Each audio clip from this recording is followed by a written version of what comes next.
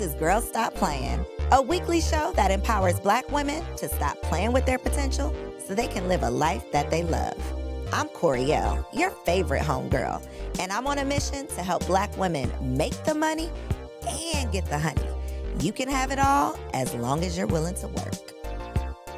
Welcome back to another episode of the Girls Stop Playin podcast. It's your favorite homegirl, Coriel, here to encourage you to stop playing with your potential and start working for what you want in life and in love. You already know that I believe you can make the money and you can get the honey. You can have it all as long as you are willing to work.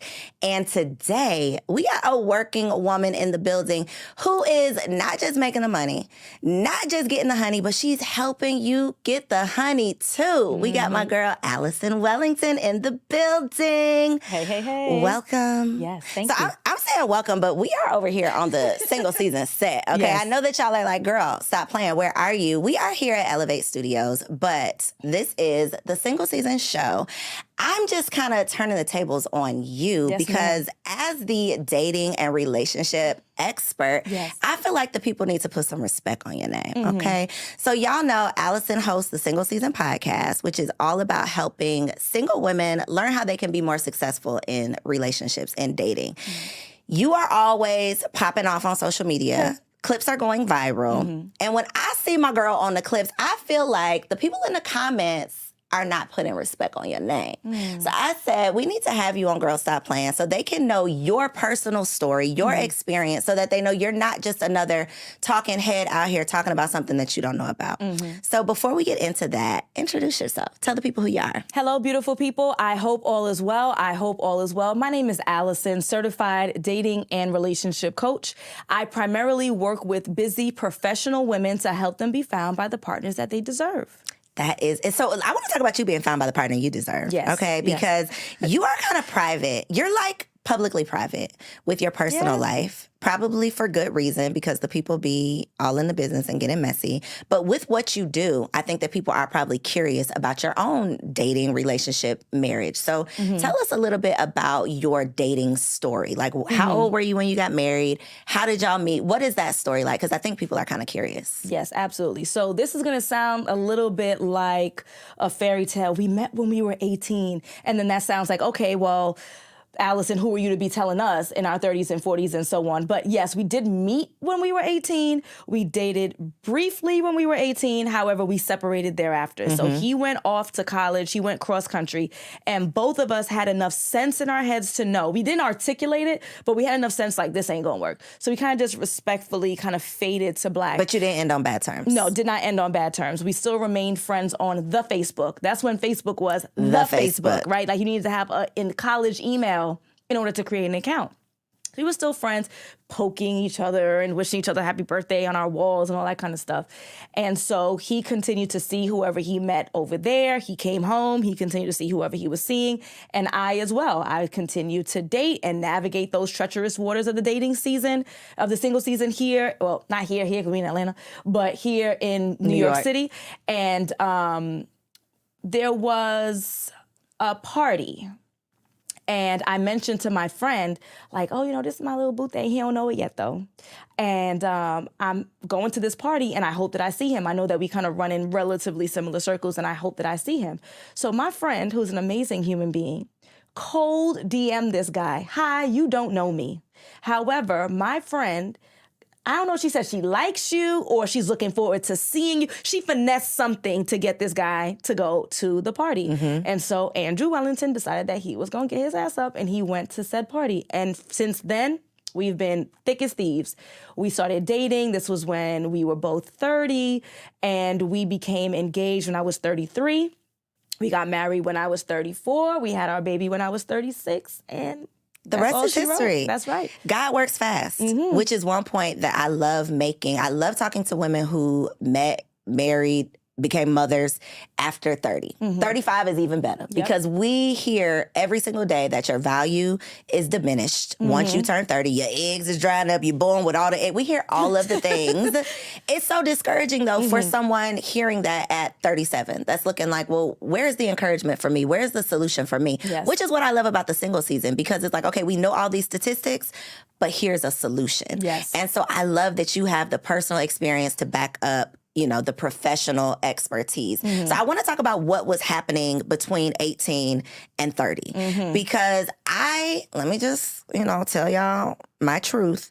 I have always been of the belief, like, I don't bend the block. You know, like, I'm not circling back. If we end it for a reason. You are proof, though, that that's not always the case. Absolutely. And I think, though, the point, though, was that y'all did not end on bad terms. Yes. There wasn't like a reason that y'all ended. Y'all were just going in different directions. Yep. So talk a little bit about what transpired over that 12 years that y'all still somehow found your way back to each other. Yes, absolutely. So as I mentioned before, we didn't end on bad terms. Again, we were too young to articulate it, but we understood that this thing ain't going, we 18, that this thing ain't going to work, right? So he went off and did his thing, and I stayed home, I did my thing.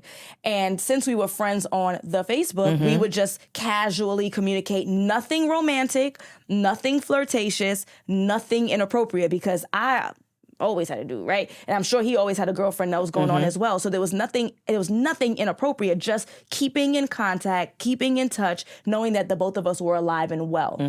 And that's what it was for the whole 12 years before we then started dating again.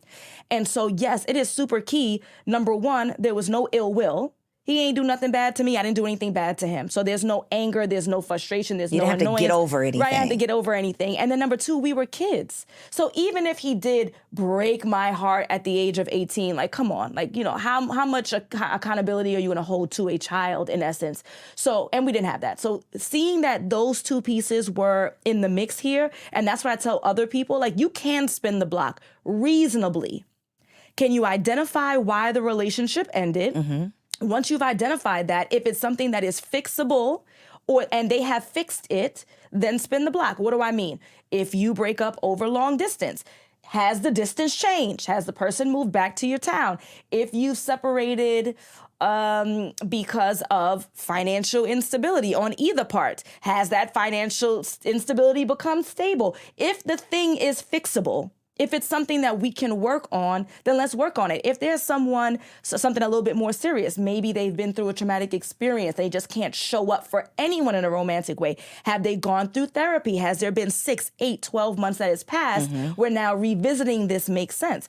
But you can spin the block under very specific circumstances. Very specific circumstances. I think knowing yourself, self-awareness is super important because a lot of times I think the spinning the block, which is why I have a problem with it, comes from like settling. Like, I don't really want to start all over again. I don't want to have to meet somebody again. I don't want to have sex with another person. So let me just slip back into what I call like your settling season, where everybody else around you looks like they're getting into relationships. Everybody else having babies, getting married. So I'm going to just take whoever I can get. I'm going to just go back to my DMs. I'm going to just slide back through my Rolodex and see who was the last person that sent me a good morning big head message. And I'm going to respond. And I think a lot of times we find ourselves in situations that are undeserving of us because we just got desperate. Like, we just got tired of being tired. And so I want to know from you, where were you relationally? Like, had you been single for a while before 30? Had you been in a relationship? Like, where were you when you decided, okay, this is about to be my bae? Like, I want to see him at this party. Like, where were you? Oh, it was back to back. Okay. That means I keep somebody. It was back to back. Okay. It was a back to back. Okay. And even when I say that, the gentleman that I was seeing before was long distance. So it wasn't sexually back to back, but it was still emotionally tied back to back. So there was always someone in position. Yeah. Got you. Yep. And that can be a trauma response. We could talk another episode about that and why, but I'm just answering the question at hand. So I was seeing someone and he either was unwilling or unable to commit in the way that I desire. So he was willing to say, Allison is my girlfriend, but that's just scratches the surface. Like, if somebody's not willing to say those very simple words, then we can't even. What are we doing here? What are we doing here, right? But I was looking for more. Like, all right, we're pushing 30. We don't have a savings account together. You don't want to open one with me. You don't want to buy a house. You don't want to get engaged. Are these real conversations or thoughts in your head? Oh, no, real. Real conversations. Put it out there for the people, because a lot of people, those are thoughts in your head, but you are not actually saying that. Oh, no. I was proactively asking, when are we after year 2? And I don't think that that's an unreasonable conversation. Absolutely not. You're 28 years old. We can both agree to put some money in a savings account. I'm not saying that we're going to combine our finances. This is a wedding fund. Right. You know, are we going to save towards something? Are we going to purchase a home? Like, I'm renting here. He wasn't renting there, but he was living in another country, right? So you're doing whatever you're doing in your country. Like, come on, son. Like, we got to do something. So a house, engagement, marriage, children. As we all know that there is a biological clock. Now, we can extend that clock a lot more than what society is telling us, but there is a limitation. And on their sperm, too. Don't get it twisted. There needs to be more convo about that. But nonetheless, time is of the essence. I am a person who is action-oriented. I'm a person who executes. When I desire something, I'm going to create a plan and I'm going to get it done. The plan is I want to have a 2-parent household in the institution of marriage, raising beautiful, amazing children who are going to impact society. And you ain't trying to do none of the foundational work in order to get there, other than I'm cute, you cute, we should be cute together. And so this ain't gonna work. And that's why I had to wrap it up. At what point did you become a dating and relationship coach? So I started the coursework because I have a master's degree in counseling. But Respect on her name. All right. But I started the coursework to become a certified coach 2020. So you're already married? Yeah, I was engaged. Got you. It was May of 2020, and I was getting married August of 2020, so I was engaged. What was your motivation? What said to you? Because you had already pretty much sealed the deal at this point. You're already engaged. You are already on the path that you want to be on. What in your mind said, okay, now I need to help other people get on this path too? Right. So with my background in education, because my bachelor's degree is in education, I have already seen, relatively speaking, what it looks like for children who are coming from a single household versus children who are coming from a 2-parent household where they're married and happy. Because in the Caribbean community, plenty of people have both parents living under the same roof, but they don't even sleep on the same floor. So it's not only just 2-parent household who are married and happy. And I see their behavior, I see their academic performance, and I can relatively see their overall outcome, right? I'm not psychic, but I can see it. And I know that there are more positive outcomes for children who come from 2-parent households of folks who are married and happy. And so if I'm thinking about, I want to have an impact on the community as an educator, as a teacher, you want to have an impact on the future, on society, on the community. If you care about Black folks, on the Black community, right? And so if I want to have that biggest outcome, then I need to start imparting something on these kids. So the work that I do, I work with women, but really the long game here is to have a positive impact on my community, which means that we need to be producing more impactful children who are going to serve our society in the long haul. This is backwards planning. So if I want this end result, then what I need to do is fix these families up. I need to be helping to create families. I need to be fixing these households up so that we can have the long game. Make sense? Absolutely. And I love that you brought it all together and made it make sense, because there are so many conversations online that are divisive conversations that are, I just have this opinion. Let me pick up a microphone and start this podcast and put it out there. But it's not solution-based. And that is my problem. It's like we can talk about it all day long, but when are we going to start talking about the solutions? Instead of beating women over the head, telling them all of the laundry list of things you're doing wrong, okay, but what can we start doing right? Like let's start having some solution-based conversations. So one of the things that you mentioned that I think is key with the successful woman, which is the woman that we're talking to, right? Because the type of woman that even listens to a personal development podcast like this is a woman that's investing in herself. It's a woman who knows that she wants better. If you're listening to Girl Stop Playing, it's because you trying to stop playing. Like, that's what you're here for. So y'all are the type of women who take fast action, just like you just said. Like, I'm an action-oriented woman. If I want something, I know what I want, and I'm going to figure out what I need to do to get it, whether that's hiring a coach, taking a class. The women who I know that are tuned in, you, that are single as hell, but you don't want to be. You're successful in every other area of your life. You can get it together. You can hire a coach. You can do all the things. Based on your experience with the women that you're working with, what is the disconnect between this high-achieving woman who's got it together and she can take action and she can hire a coach, she can invest in herself, but she's single as shit? What is the problem? Fear. They're afraid to fail. So women like you and I, action-oriented women, we were also action-oriented girls. We did well in school without much effort. We were the social butterflies. We were popular. We did well in college without even having to study. We knew exactly what career we wanted, and we pursued that. And when we decided that education wasn't it, we instituted something from new. there too. Right? Facts. We instituted that, and then now that's blowing up everywhere, right? And so we've always been easily successful. It's always been a breeze. Like, we work hard, but it comes easy. It still comes easy. We still win. We continuously win. And when we lose, we then realize that was a loss for a bigger win. So now I'm doing something that's a little risky. Now this isn't only all about me and how much fortitude I have and how much effort I put in. It also, in part, depends on the pool and me learning how to navigate said pool. And that's not necessarily easy in 2023, 2024. And so the fear of failure is what then stops the practical stuff, which is, I want to be in a relationship, but I don't want to go outside, right? And that sounds so ridiculous, and that's normally my quick answer, right? You got to go outside. But why aren't they going? Because they're afraid that they're not going to meet the right people, because they're afraid that they're not going to say the right things, because they're afraid that they're not going to be approached, because they're afraid that they're not going to be desirable enough, right? I know I got to meet somebody, but I got to go into dating apps. But they're afraid to choose the wrong app and then choose the wrong guy, and then he takes advantage of her and takes all the stuff that she works so hard for. So the root of it all is fear. She is so used to winning that she does not want to lose. Don't want to lose. Oof. So when what I remember from when I was single and like in that position, like I know I want to be married. These niggas ain't shit. Like, it's not working out for me. What do? I remember feeling like I'm just going to focus on what I am in control of, which is myself. It's this business. I can make this money. Like, I know that I can make this happen. So I'm going to put all of my energy, all of my time, all of my attention here in this thing that I can control. I can't control this man. I can't make him act right. I can't make him do what I want him to do. I can't make him marry me. So I'm not even going to put any energy into that for fear of failure, to your point. So I'm going to just focus on what I can control. Women like us are control freaks. Like, we want to know what's happening tomorrow. We want to be able to plan it. We want to dictate it. And love, you cannot plan. Relationship, you cannot be in charge of. These men, this alpha man that you say you want, you can't make him do what you want him to do. So that's uncomfortable for us. So I think that is a really good point, and probably an eye-opener for somebody, because if you ask that single, successful woman why is she single, she's not going to say, I'm afraid. She's not going to say, I'm too scared to go out and date. But let me tell you, they do have more control than they recognize. And so going back to that point of, well, I can pursue this degree, and look how successful I am with the degree, so I'm going to pursue that. Or I can make money, so I'm going to pursue that because I have full control. You really don't, though. Like, there is still someone who is at play who assisted you in that thing.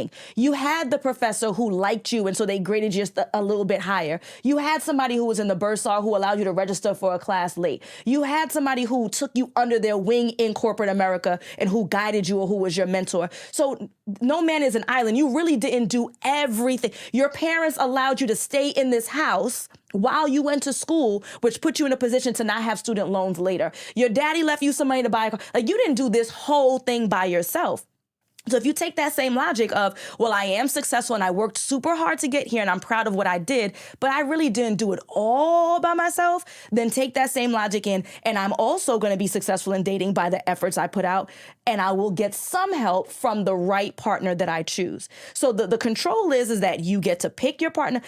This ain't caste system India. Like, you lucky. You get to choose your guy. You get to go on dates. You get to field. You get to vet. You get to have your discernment. You just need to work on those skills first before you jump into that pool and then complain about the pee that's in it. That part. I think it's all your mindset, 100%. I think that if you operate with the mindset of there's no good men out here, the good men that are out here are gay, or they have kids already, or all of the things that we tell ourselves, this ratio in Atlanta, 26 women to 1 man, all of those are limiting beliefs that literally limit your outcome. And so when I took the pressure off of every man that I sit down with has to be my man, I am only dating for marriage. Like, if he doesn't say the right thing, I'm never going to decide. When I took that pressure off and really decided that I'm going to take as much action and be as intentional with dating as I am with this business, as I am with all of these other professional things, I'm going to be as intentional with this personal thing. That's when I felt like things started to shift. When I shifted my mindset around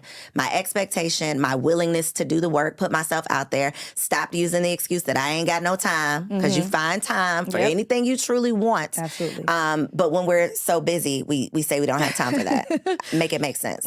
How? How is that going to make sense if you are not going to find time for this thing that you say that you desire? So from the clients that you are working with, what would you say are some mindset shifts, like the ones who are successful? Because you're posting engagement rings. If y'all are not following Allison, align with Allison on Instagram. You're always posting your client successes, right? What do you think is the difference between that woman that gets the end result versus that woman that's going to be in your program for the next 10 years? That's an excellent question. Well, first of all, I would like to imagine that if you're joining the program, you're serious. And so they be wasting their money. They don't necessarily be serious. So I was going to say that that people on a consultation, they'll say, "But what's your success rate?" I said, "That's an excellent question." I said, "It's 100% house way. 100% of the people who listen to me and do what I tell them to do will win.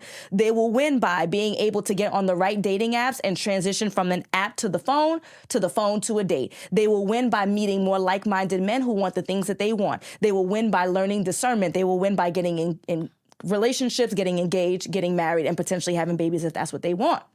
They will win 100% of the time." Now, there are some people who pay their money and then don't show up for themselves. And so those people will 100% lose, because clearly whatever you've been doing for 5, 10, 15, 20 years has not been working. You thought that you could throw money at the problem and you still did not have to do the work. Being the coach is me giving the instruction. You still got to go make the play. You still got to dribble down. You still got to make the shot, right? You still sweating profusely. And sometimes you'll win the game and sometimes you won't. And my goal is to get you to the chip. But you still have to show up for practice. Not a game. Practice. Do you think, so if you could just list, just pull this out of your ass, Allison, the one thing that you feel like is just that shift, is it, okay, women have to realize that their type is what's keeping them single. Women have to realize they talking too much. Like, women have to realize they're not leaving their house. Women have to, like, once you make this adjustment, you're going to increase your chances of success. Like, what do you think is the smallest adjustment that women can make to increase their chances? Women who work with me. Well, they need to work with you. Let's put that. They need to work with you. But once they get there, it's going to sound if terrible. You just do this thing. It's going to sound terrible. You don't have the answers. You hired me because I do what I tell you to do, which would include a litany of things. So that includes talking less on dates, allowing awkward silences so that the gentleman can fill the gap with a story. And many times, those people tell on themselves. Every day. They tell them, all right. So I'm also a landlord, my husband and I, right? And so we were doing interviews for people who were going to be in one of the apartments. And so I would always ask folks, why are you leaving your current apartment? My mother gave me a list of questions to ask. I thought this was a stupid question because I feel like they're going to make up something. Oh, well, he was trying to make me pay more and I didn't want to, like, just answers that going to get you in trouble. You would think people blow themselves up all the time with their stories. So you force that awkward silence to just be and allow them to answer or to fill those gaps and listen to their responses and believe them. Do not allow the charm or prestige or money or good looks to distract you from something that's an undesirable response to what you want. He says he's unsure of what he's looking for. You're 37, you're 39, you're 42, you're 47, you're 55, you're 58. We ain't got time to be dating people who are unsure. They're lying. They are absolutely sure. They're unsure about you. They are sure. But they are unsure about you. Because if they were sure, then it would be it's a yes or a no. When there's confusion, it ain't you, sis. Yes. Yep. And that is, I think, you don't want to swallow that pill. That is the reason I think so many women don't ask the questions. It's not that we don't know the questions to ask. It's that we really don't want to know the answer because the charm, or we like them, or we have this, we've already put our first name with their last name. We've already decided that we're going to have kids. We're going to live happily ever after. So I don't want to ask you anything that could expose an answer that's going to shift this imaginary, like perfected story that I've created for myself. Absolutely. Are you finding that your clients are getting on the dates and then they're messing them up? They're not getting to the dates at all? Like, what stage are they actually getting to that is like falling apart? Yeah. So before they get to me, many times they're unwilling to go outside. Many times they are on, and this is a side note because people always ask me, what's the right app? All of the apps for the most part are the right ones. There's very few, like 2 or 3, I would say, don't be on out of dozens, okay? So they're on an app, but they're not paying for it. And so they're surprised that they can't put parameters in place to limit the amount of people that have access to you. So now you're wasting your time and you're increasing your frustration, dilly-dallying, talking to people who end up being 250 miles away, but your cheap ass ain't want to pay for the app, and then now you're surprised. They're not checking the apps every day. Mm-hmm. There's some apps where the messages expire. So then now you can't even reach out or respond to this gentleman because it already expired because you were wasting time. So a lot of it is like the kickoff where they're not even getting to a date. They're not even getting to a date. There's all of this riffraff that's wasting their time, that's increasing their frustration, not even putting themselves out there to get to a date. So one of the things that I've heard you say on your podcast that you have to say on my podcast, the dating app tips, because the way that you break down, so specific, y'all, when she answers this question, you're going to know why you need to pay her, okay? So on your app, on the app, what do you recommend? Just do the photos, because the way you break down the 6 photos, look there in that camera and tell them 6 photos. So if you are serious about navigating dating successfully, 2023, 2024, you're on a dating app, which you should be, you need to have at least 6 photos. 1, 2, 3, 4, 5, 6. Your first 2 photos need to be headshots, not professional ones with your suit for corporate, but it should be from the top of your head to your clavicle. You should be warm and smiling and welcoming. That is wifey-like. This is not the time to be alluring and sexy, because then you're giving off sexy vibes, which is come to my bedroom and not let me take you on a date and get to know you. That's the first 2. Your next 2 need to be full body from the top of your head to the bottom of your shoes. And you need to be standing. I don't want you sitting. They need to see your full body. You don't need to have skin out, but I need you to have on something that's form-fitting so they can see that physique. You want to meet this person in person and for them to say, wow, you look exactly like your photos, or better. You want them to be impressed. So we had 2. Your last 2 is going to be action shots. Those are the photos of you doing the things you enjoy doing. And you are not only telling this person like, hey, these are the things I like, so when you take me out on a date, take me to these types of things, but it also opens up the door for conversation. Hey, Allison, my name is James. I hope all is well. Are you a little bit adventurous? I noticed that you went skydiving a couple of months ago in the Grand Canyon. I like adventure too. Blah, blah, blah, blah, blah. So it opens up the door for conversation. 2 headshots, 2 full body, 2 action shots. Whew. I'm going to pause, let y'all take some notes. Write it down, tell a friend to tell a friend. One more thing that you have to tell the people. Where do they go to meet the people? Now, I want to put the disclaimer out there that you need to hire Allison before you go to these places to meet the people, because you don't want to get in the right places with the right people, saying the wrong things, doing the wrong things. So you need to hire the expert first. But where are the right places to meet quality men? Absolutely. So the way that I describe this is a pyramid, right? So you think about a pyramid. The bottom base, I like to call tier 3. So tier 3 is the bottom of the barrel. And when I say bottom of the barrel, I don't mean like dive bars. I'm talking about the stuff that you do regular. The kickbacks, the game night, somebody's 50th birthday party, somebody's dinner, that's the stuff you do regular. You ain't getting no kudos. You ain't getting nothing special. There's no differentiation at the bottom of the barrel of tier 3. You just there with people, right? That's the bottom. Next, we have tier 2. Tier 2 are going to be male-dominated interests that are normally entertainment, right? So it's going to be basketball game, football game, axe throwing, the gun range, the pool hall, right? So the ratio is in your favor. There are more men than women in the space, and it's relaxing, so there can be some kind of conversation or engagement around the thing, whatever the activity is. Tier 1 is top tier. It's going to cost you, but you're going to be around like-minded people who want the same things as you and tend to value marriage and tend to value family. That's going to be professional spaces that are male-dominated. So conferences, mixers, meetups, live podcast shows around male-dominated vested interests that are serious in nature. They're career driven, they're political. You're rubbing shoulders with like-minded people. And again, these types of people tend to value the institution of marriage and family. That's where you go. Allison, I got a hard question. I am very pro-Black love.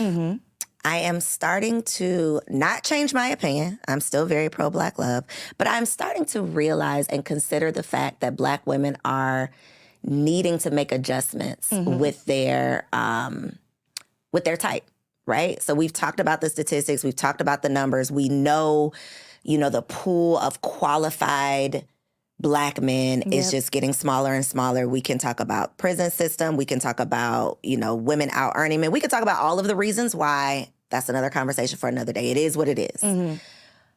As a woman who is married to a non-Black man, what is were you always open to interracial dating?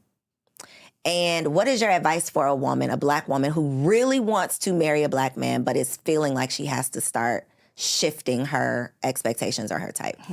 So I'm not married to a non-Black man. Okay, put some respect on her husband's name. Correct me. Go ahead. Look in that camera and tell him the right thing. So my husband is Black and Japanese. Okay, thank you. And correct he grew me. up in Harlem. Okay. So he is Black. He identifies as Black. As a Black man. Okay.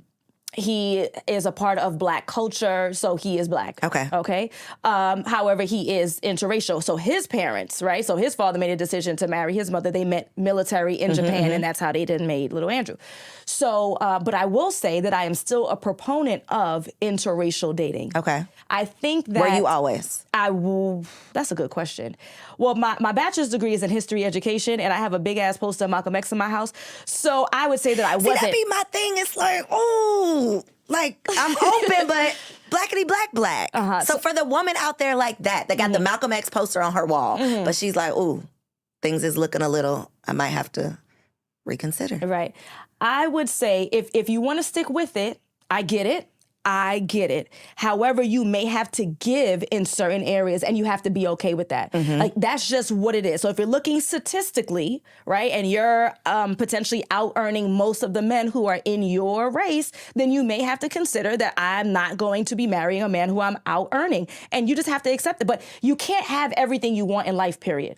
So if you're going to say I'm only dating Black, you can try to level up yourself to then attract the men who are what you're looking for. And if that's just not reasonable or realistic or whatever that might look like, then you may have to date or marry someone who doesn't earn as much as you or isn't formally educated.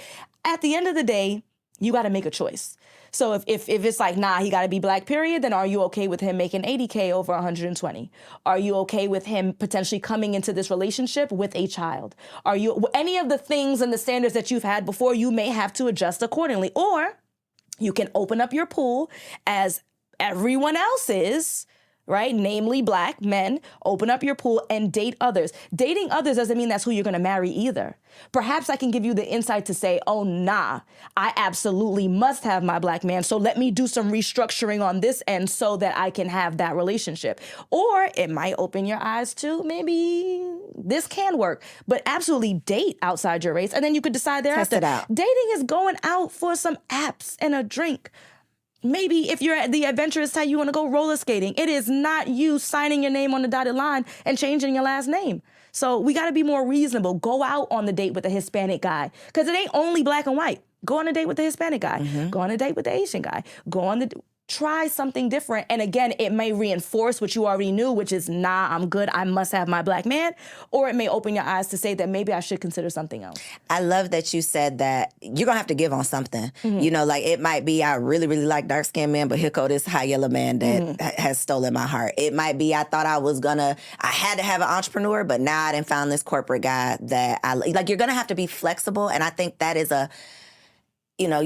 I'm interviewing you, you're not interviewing me, but if you would ask me what I think is one of the biggest problems, that I think is one of the biggest problems, is not being flexible, not in any area. It's like, no, you got to be this height, you have to be this race, you have to earn this amount of money, no kids, you got to be living in this city. It's like the number of people who could actually qualify is so small that you are literally limiting yourself. And now you're wondering why, you're mad, sad, lonely, and frustrated. Absolutely. And You're putting yourself in a box. Okay.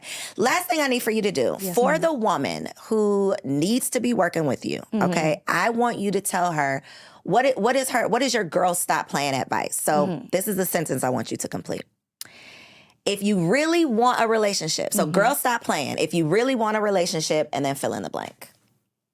If you really want a relationship, girl, stop playing. Yep. Girl, stop playing. If you really want a relationship, and then this is what you need to do. Aside from hiring Allison, alignwithallison.com. Yes. So if you're really serious about getting into the relationship that you desire, you first need to be clear on what you want, and then you become that thing. So somebody slick is going to say, because I already got it, well, I can't become 6'6", and I can't become chocolatey, and I can't become... Can you become the woman that man who is the most desirable man imaginable in our community, become that, right? So now the competition comes. So it may be hitting the gym. It may be working on the skin. It may be working on your feminine energy and how you present. It may be your fashion. It may be where you go. But first, you need to be clear on exactly what you're looking for, and then become that thing or complement to said thing. Girl, stop playing. Girl, stop playing. Look in this camera one more time. Let them know where they can watch the single season. And for the people who need more than just the podcast, like they need to be a client, let them know what it is that you actually provide and where they can get it. Yes. So the single season is my podcast that is produced and distributed through Grown Women TV. Woo, woo, woo. So you need to go to Grown Women TV on our YouTube or our website in order to watch it and engage. But if you've been YouTubing, and it doesn't have to be only me, if you've been on Instagram, it don't have to be me. If you've been journaling and trying to figure out a resolution, and we're at 2 years, 3 years, 4 years, 5 years, 7 years plus years, you have to do something different to get a different result. Now, I know that Cole's been plugging me, but it doesn't have to be me, but do something different. Hire somebody, like you've hired somebody to do your lashes because you can't do them. You hire somebody to clean your house because you ain't got the time for it. Hire someone who you believe in, who's doing the work, who's in the trenches, who has the testimonials to back up that what they are doing, it's a working system, a proven system, and hire that person and then show up for yourself. You got to do something different to get a different result. alignwithallison.com. If y'all don't have the Roku app, girl, stop playing. Make sure you grab it so that you can stream all 8 of our amazing podcasts. Check us out online at grownwomantv.com, and I'll catch you on the next episode. So if you made it this far, I just know you loved that episode. Well, what you did not know is that we recorded it right here in ATL at Elevate Studios. Yes, your girl has her own studio, y'all, and it's not just for me. I'm opening it up for you too. So if you have a podcast, if you are a vlogger, a YouTuber, or a content creator, and you are looking for a professional studio to record your content, or you want to hire me and my team to fully produce your content, make sure you check out the show notes below or log on to elevateagency.com.